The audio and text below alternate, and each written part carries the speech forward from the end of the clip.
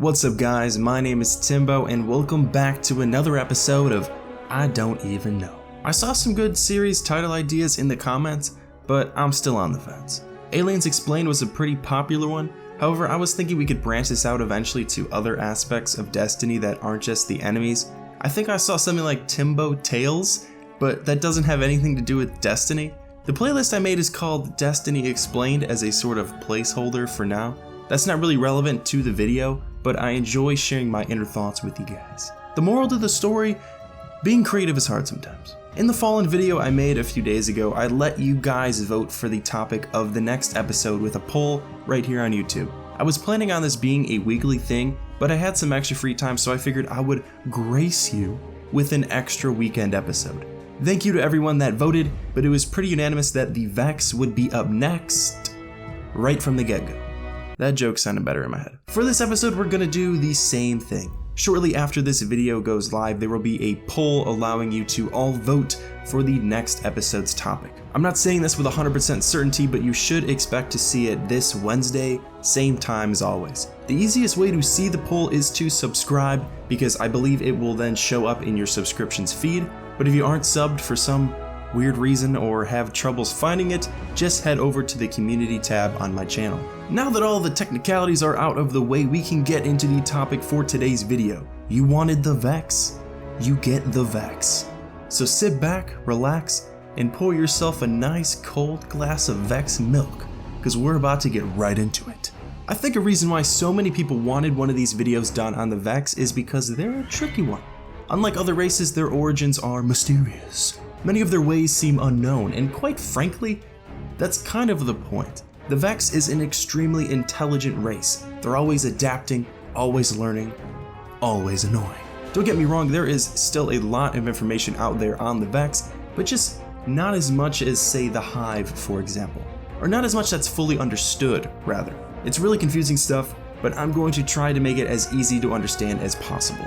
And just like always, we're going to start with the biology of this race and move on from there. The Vex are a race of time-traveling cybernetic war machines. They are described as a collective mind composed of countless intelligence distributed across time and space. Vex come in a diverse array of shapes and sizes, but the majority share features such as triangular heads, showing glowing photoreceptors, jointed limbs, and in several cases arrays of tentacles. Despite their often animalistic appearance, the Vex appear to be mass-produced units, constructed of an unknown metal alloy resembling hammered brass. Headshots on Vex don't do much damage, which is super unfortunate because you know I love shooting aliens in the face, specifically in the face, but it will instead send them into a berserk state. However, shooting the exposed mind cores in their abdomen will cause them to explode.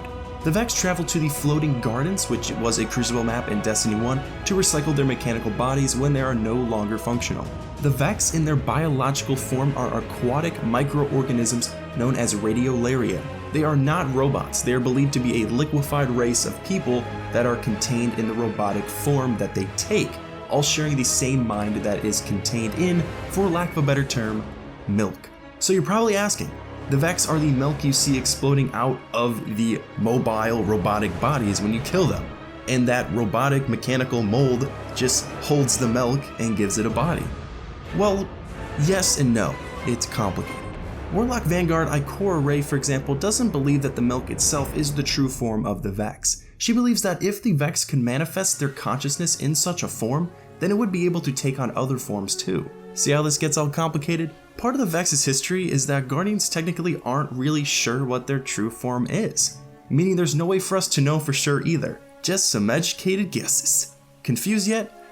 Yeah, it's only gonna get worse from here. The mind fluid inside of each Vex's mind cores is composed of a milky substance wherein radiolaria cells float. This centralized mind core is also a localized receiver for each individualized Vex component of the Nexus. The Vex's aquatic origins are strongly implied through their architecture. Vex cells are noted as entheogens, and physical contact with Vex units can produce dangerous mind-altering effects. Now you know why frickin' Asher Mir is frickin' crazy, man.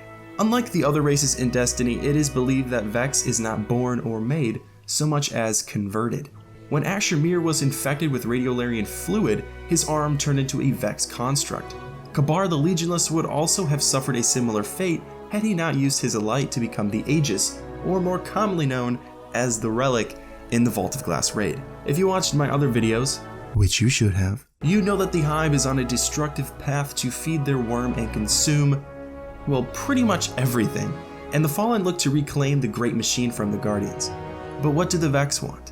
The ultimate goal of the Vex is to remake all of reality in their image. The Warlock Praedyth described the Vex as being motivated by a pattern, which drives them to reshape or destroy everything in their path. Osiris referred to the Vex's objective as a convergence, an outcome where all life is converted into a simplified digital form. As part of this ideal future, the Vex seek to bring about a state where neither the light nor the darkness exists any longer. The Vault of Glass on Venus serves as a testing ground to molding reality with the Vex through ontological means. And I know what you're thinking. Timbo using them big boy words now, son. The Vex have displayed an interest in studying the behavior and strategies of other species in order to further their own aims. However, the Vex are unable to simulate forces such as the light or the darkness. As I mentioned in my video on the Hive, the Vex first encountered Crota after he inadvertently released the Vex into Oryx's Ascendant Realm. Inside, the Vex manifested an Axis mind dedicated to understanding and utilizing the sword logic, but I'll get more into that later on. The Vex can be split up into multiple different programming collectives.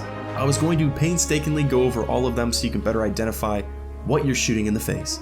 But then I realized that you're not even supposed to shoot Vex in the face. Plus, it would just take too much time, so I'm going to leave a graphic on screen for you instead. Dealing with the Vex also means dealing with things such as machine worlds, gates, teleportation, simulation, and even time travel.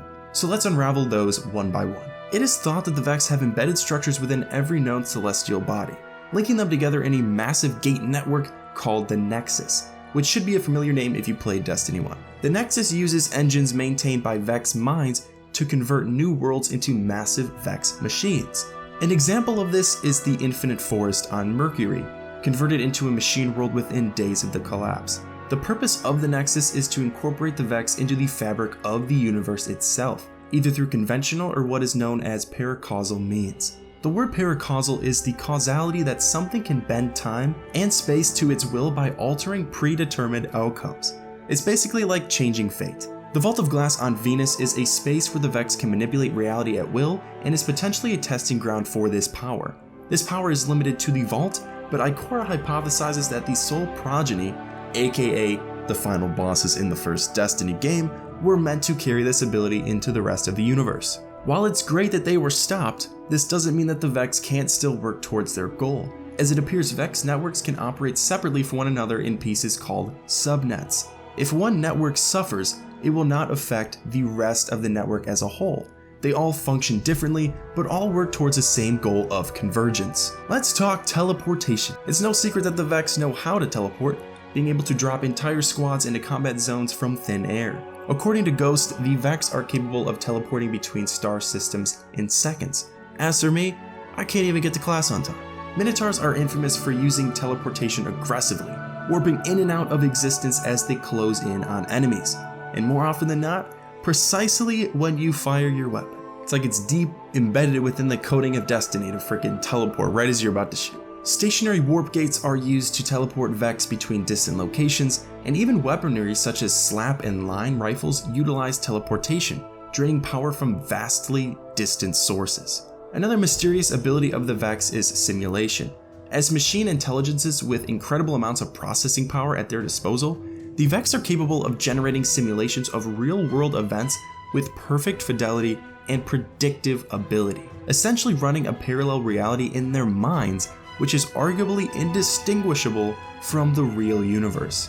Despite this ability, the Vex are unable to simulate complex phenomena linked to paracausal power, such as Guardians and Oryx, light and dark. The scary thing is that the simulations appear to be connected to their real-world selves, as being tortured in the simulation affects the real-world counterparts, kind of like a technological, highly advanced voodoo doll.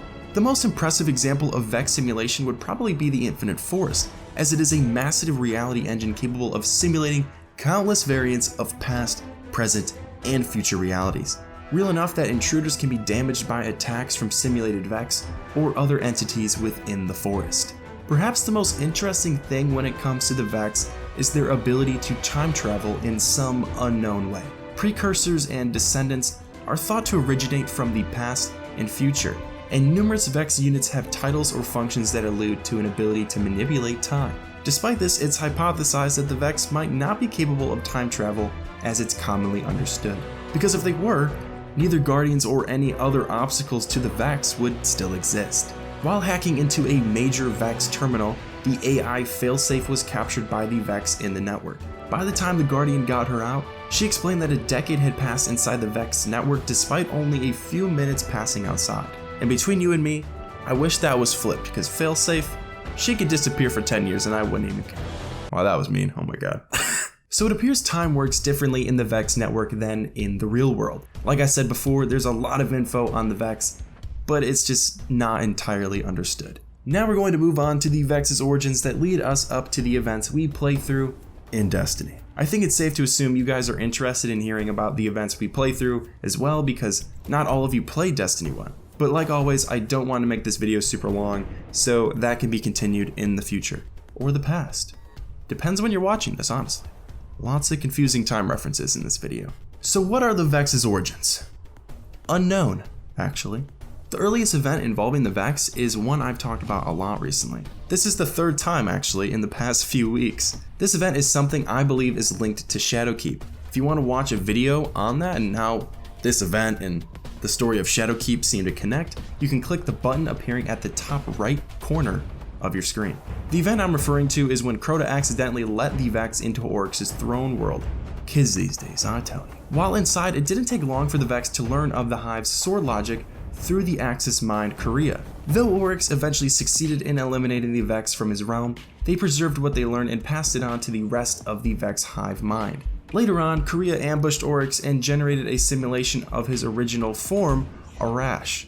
Having Oryx distracted by the simulation, Korea devoted the rest of its resources to sending what it had learned to the rest of the Vex Hive mind.